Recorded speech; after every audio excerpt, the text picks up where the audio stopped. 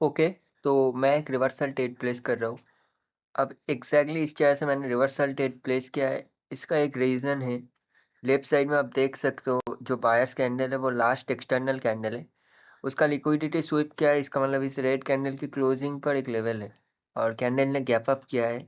आपको इसका रीज़न पता होगा कि गैप अप कभी भी लेवल को ब्रेक करने के लिए नहीं होता। सो इसलिए मैंने रिवर्सल ट्रेड प्लेस किया और कैंडल ने गैप अप किस लेवल के ऊपर किया है, एग्जैक्टली 85 के ऊपर। सो इसलिए मैंने इस तरह से रिएक्शन के साथ और लिक्विडिटी स्वीप के साथ रिवर्सल ट्रेड प्लेस किया। कैंडल का रिएक्शन देख सकते हो, 3 सेकंड बायर पुश कर रहे हैं। ओके, कैंडल 86 पर क्लोज हुआ है। एग्जैक्टली मैंने जिस जगह पर ट्रेड प्लेस किया था, शायद रिफंड हो सकता है। ओके, रिफंड नहीं हुआ। अब एग्जैक्टली कैंडल क्लोज हुआ है 85 के ऊपर। सो बायर्स आ सकते हैं, पर मैं क्या ट्रेड प्लेस करूंगा बायर्स के लिए? क्योंकि एक चीज़ नोटिस करना, लेफ्ट साइड में आप देख सकते हो सेलर का मोमेंटम स्ट्रांग है। सेलर्स ने प्रीवियस लो को ब्रेक किया, उसके बाद बायर्स ने उस लो का फेक ब्रेकआउट किया। सो मार्केट में बायर्स कंटिन्यू कर सकते, पर सेलर्स ने उस लो का अगेन ब्रेकआउट कर दिया। इसका मतलब 2 टाइम्स किसी लेवल का अगर ब्रेकआउट हो जाए तो आप उसको ट्रू ब्रेकआउट में कंसिडर कर सकते हो। सो इसलिए मैं इधर से रिवर्सल ट्रेड प्लेस नहीं करूँगा। ओके, थर्ड कैंडल जाकर क्लोज हुआ है एग्जैक्टली 580 के लेवल के ऊपर। सो सेलर मार्केट में कंटिन्यू कर सकते हैं या तो बायर भी मार्केट में एंटर कर सकते। सो इस कैंडल पर मैं ट्रेड प्लेस नहीं करूंगा। ये कैंडल अगर सेलर का बन जाए तो ये मोमेंटम एक्सॉशन नहीं है, एक बात समझ लेना, ये मोमेंटम स्ट्रांग होगा क्योंकि कैंडल एक्जैक्टली राउंड नंबर से कंटिन्यू कर रही है। ओके, अभी कैंडल के रिएक्शन के ऊपर फोकस करना।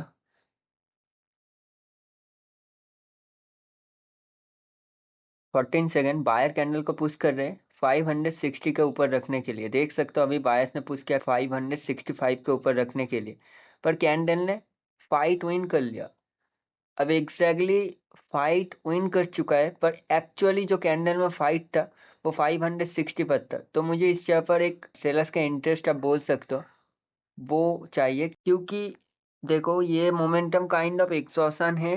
प्लस अभी कैंडल ने 560 का फाइट लूज कर दिया और 565 का फाइट विन कर लिया। सो अभी ट्रेड 50-50 है। तो मुझे कंफर्मेशन के लिए सेलर्स का एंट्री चाहिए। अगर ग्रेपस्टोन एंट्री भी एंटर कर जाए तो आप ट्रेड प्लेस कर सकते हो इस जगह पर, बस 65 के नीचे एंट्री आना चाहिए। ओके, कैंडल ने प्रीवियस कैंडल के हाई को ब्रेक कर दिया टाइम फ्रेम के अकॉर्डिंग, तो इस कैंडल पर अभी कोई भी एंट्री एंटर नहीं करेगी। सो हम ट्रेड प्लेस नहीं कर सकते विदाउट कंफर्मेशन। ओके, अभी कैंडल के रिएक्शन के ऊपर फोकस करना। कैंडल में अभी 12 सेकेंड है, बायर कैंडल को पुश कर रहे 85 के ऊपर रखने के लिए। अभी कैंडल को 85 के ऊपर होल्ड कर चुके हैं। अचानक से लास्ट सेकेंड में कैंडल ने ब्रेकआउट किया 600 का और कैंडल ऊपर क्लोज किया। इसका मतलब ये कैंडल एग्जॉशन हो सकता है। सो इस कैंडल पर मैं एक रिवर्सल ट्रेड प्लेस करूंगा। कैंडल थोड़ा सा ऊपर जाए, एक बार सेलर के पोजीशन को टच करे। ओके, कैंडल ने सेलर के पोजीशन को भी टच कर लिया और मैंने रिवर्सल ट्रेड प्लेस कर दिया।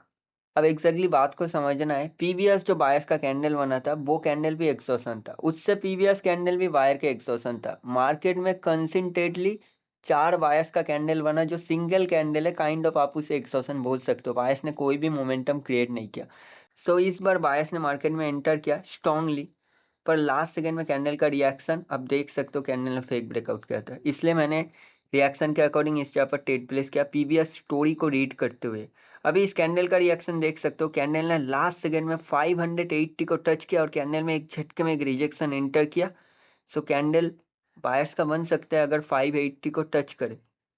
और अगर हमें सेलर्स के लिए ट्रेड प्लेस करना होगा तो हमें कैंडल की क्लोजिंग 85 के नीचे चाहिए था, पर कैंडल तो एग्जैक्टली 587 पर क्लोज हुआ है।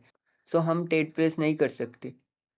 ठीक है, तो 50-50 ट्रेड है, हमें वेट करना पड़ेगा। कभी कभी ना मार्केट में मैक्सिमम ट्रेड 50-50 मिलता है, तो उस जगह पर आप कुछ नहीं कर सकते, आपको वेट करना पड़ता है।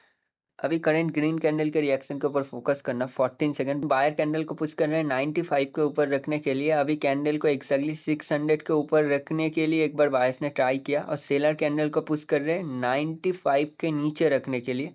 और लास्ट सेकंड में कैंडल ने 98 पर गैप अप किया और प्रीवियस कैंडल की जो क्लोजिंग है वो एक्जैक्टली 95 के नीचे है और कैंडल ने पहले नीचे जाकर बायर के पोजीशन को टच किया, देख सकते हो।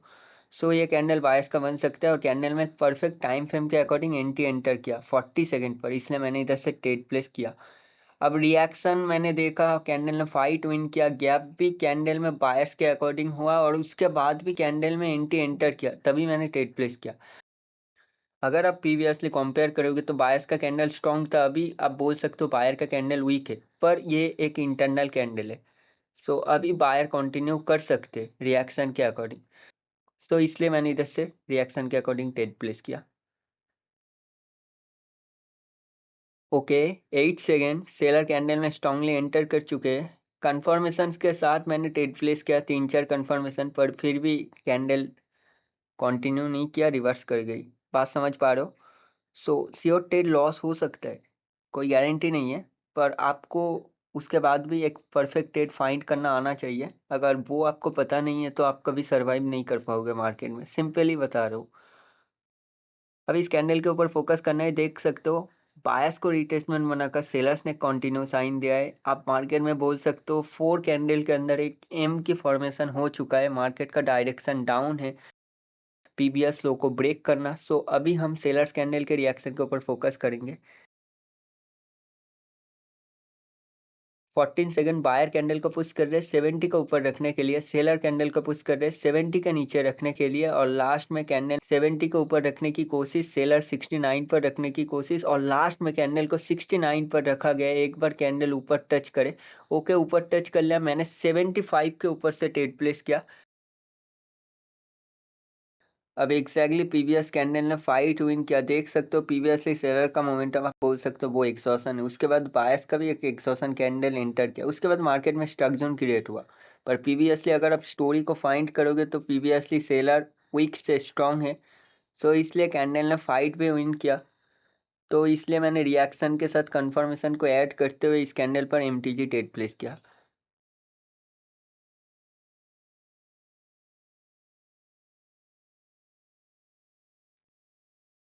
ओके, कैंडल पर अभी 10 सेकेंड है, कैंडल ग्रीन बन सकती है पर 75 के नीचे कैंडल क्लोज कर सकती है, चांसेस है, क्योंकि पीवीएस कैंडल के अंदर एक रिकवरी पॉइंट था 75। अभी देख सकते हो ग्रीन कैंडल लास्ट में नीचे से ऊपर 75 पर क्लोज किया है। सो इस कैंडल पर क्या हम रिवर्सल ट्रेड प्लेस कर दे? कुछ कंफर्म नहीं है, क्योंकि कैंडल ने तो फाइट भी विन किया। समझ सकते हो पीवीएस कैंडल ने 70 पर फाइट विन किया, तब भी बायर्स ने एंटर किया और अभी उस बायर के क्लोजिंग रिएक्शन पर एक रिवर्सल है। सो 50-50 ट्रेड है, विदाउट रीजन या कंफर्मेशन आप ट्रेड प्लेस नहीं कर सकते, उससे अच्छा है कि आप इस ट्रेड को अवॉइड कर दो। ओके, कैंडल लेट बना देख सकते हो और उसके बाद भी कैंडल सेलर्स का बना और बायर्स ने कंटिन्यू किया। ओके, अभी फिर से एक रेड कैंडल बना है, जो कैंडल प्रीवियस कैंडल से स्ट्रांग है, पर इस कैंडल की क्लोजिंग पर देख सकते हो कैंडल ने फाइट लूज कर दिया प्रीवियस लेवल का 65 का। सो हम ट्रेड प्लेस नहीं कर सकते। अभी रिएक्शन के अकॉर्डिंग कैंडल फाइट लूज कर रही है, पर मार्केट नैरेटिव के अकॉर्डिंग सेलर स्ट्रांग है और टारगेट डाउन का है, तो इसलिए सेलर मार्केट में कंटिन्यू कर सकते हैं ईजिली। ठीक है, अभी सेलर्स ने प्रीवियस लो का ब्रेकआउट कर दिया, देख सकते हो मार्केट में अभी एक लोअर हाई बन चुका है, कंफर्म लोअर हाई।